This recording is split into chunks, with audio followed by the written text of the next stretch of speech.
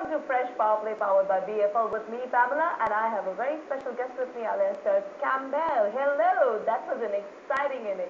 It was very good, and brought us back to Dhaka when there were so many close games. After the first game today, we thought hopefully the second game is a better one, and it went right down to the wire. And you know, I'm so till the last over. Till the last over. So pleased for Select. Well, because they couldn't. I don't think they could endure another close loss. So I'm glad they've got first points. We were at the commentary box. Everybody was almost, notifying what's going to happen. So I think we should take a look at the fantastic innings that it has just had. Yeah, it was a very good innings, and it started off well. That was Monamal Haq. They were a bit sedate up front, and I think they maybe could have got a few more runs, but they played some good shots. And that's an example of being a bit innovative over the top, over the north as well. And then this was the first wicket, trying to play one away on the leg side. Monamal Haq got a leading edge on a simple catch really for the wicket keeper. But they carried on trying to add impetus to the innings. That was a lovely shot by Munawira, and then he perished, hitting one to the backward point. Good catch in the end. Probably a bit disappointed that he got out today. And Ravi Bopara came to the crease along with Mushfiqur Rahim, played brilliantly. This was Mushfiqur Rahim, and loves the pressure, doesn't he? Little guy, and he really added the impetus that was required for the innings. Lovely shot there, threading in between third man and points. Then he got out, unluckily off the pad, and was bowled. Ravi Bopara then perished as well, just at the end, and this was right at the end. We thought, what have you done? And then that was the second wicket. Hat-trick ball, bang, down the ground, ball. What a way to end. And bring up the win for Select and their first points of the competition. Finally, Select had a great win.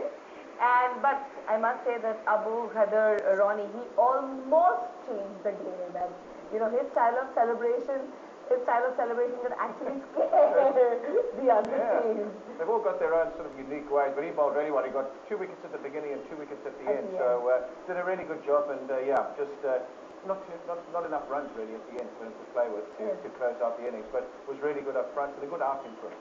He was also the player of the match. So we'll take a look at his innings. This is the first wicket, just a bit of outswing, and there was a leading edge, and that was the catch for the wicket keeper. And this was the second one, caught the backward point. And then when he came back, he got rid of Ravi Bopara, and he thought, hold on, this might be the game. And then he knocked over the next one. Was on a hat-trick, but unfortunately for him, the next ball went for 4. But he was out, he celebrated hard, he was really pumped up, and just for that second wicket, he thought, maybe I've just won the game for my side, but it wasn't.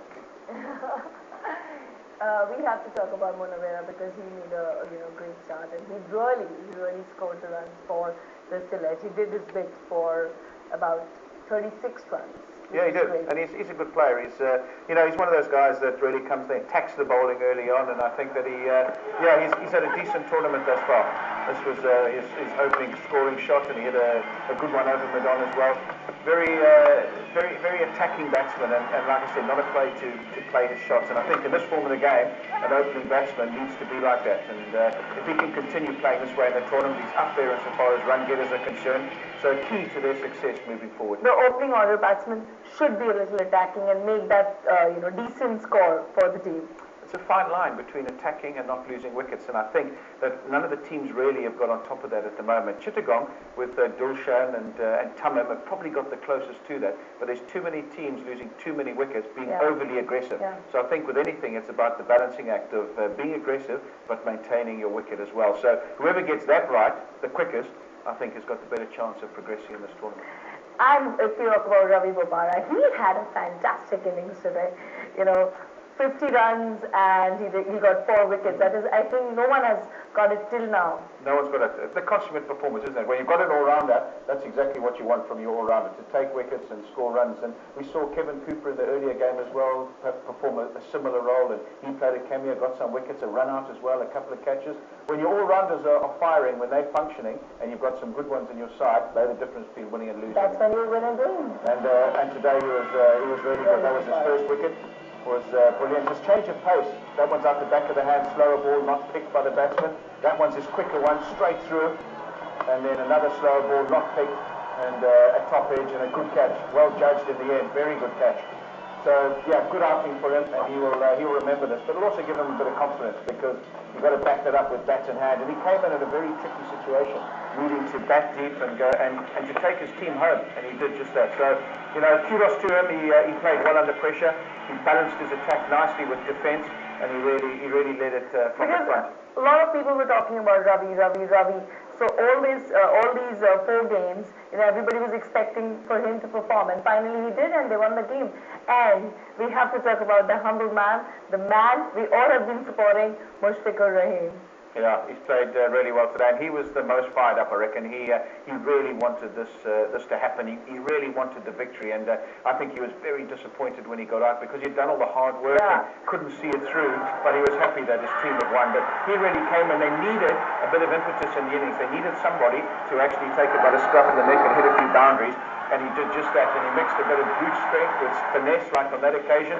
And he was really good at picking the gap and pacing his innings to perfection. So kudos to him. I'm very happy for him because, like I said, he's been on the end of a few very close games. So to win this one is good for him.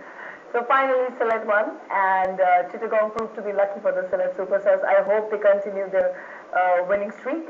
And now we will talk about tomorrow's game. We have Rangpur Riders who lost their last game versus Chittagong Vikings. It's going to be an important match because the audience is coming to watch them, in Chittagong. Chittagong need to wake up. They're at the bottom of the table now. They've only won 1 game from 5. Yes. And I tell you what, all the support here, they can be very applauding and on your side, but you start losing, they can start abusing you. It'll be very tough for them to play. So I think tomorrow's a crunch game for them. They realistically need to win the rest of their game to qualify. So it starts tomorrow, and they need to up their game.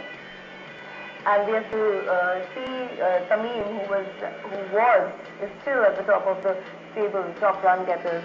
Yeah, Munawera is there now, 169, and obviously Tamim Iqbal on 160. Mushfiqur is up there, 145, and Marlon Samuels, he's gone home now, so he'll be eclipsed. But Kumar Sangakkara, we'll see him in action tomorrow, and it'll be interesting to see how he goes on these wickets and leading the Dhaka Dynamites. Rangpur Riders, Chittagong Vikings. Rangpur Riders, they also need a win, and I'm sure Shakib will be back tomorrow. And Chittagong Vikings, of course, as we already spoke about him. And then we have Borishal Bulls versus Dhaka Dynamites. Yeah, it'll be a big game, and if Dhaka win that, or Borishal win, I think that maybe one of them goes to the top of the table. So it'll be a very interesting game. Dhaka coming off a comprehensive win, played a really good game in Dhaka, and this will be their first outing in Chittagong. So it'll be interesting. It's going to be a cracking day, I reckon. It's going to be a cracking game. Let's take a look at the points table. Yeah, PAMELA on top, and that's with their positive run rate.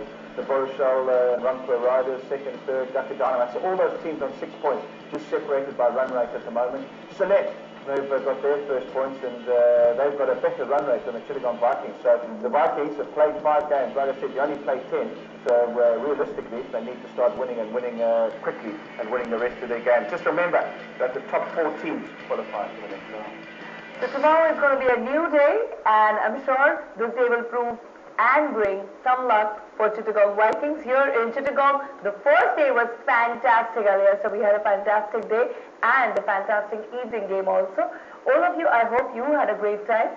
I would like to thank Alistair for joining me. Thank you so much. And all of you, I hope you're liking our coverage. Keep watching Shadow Line.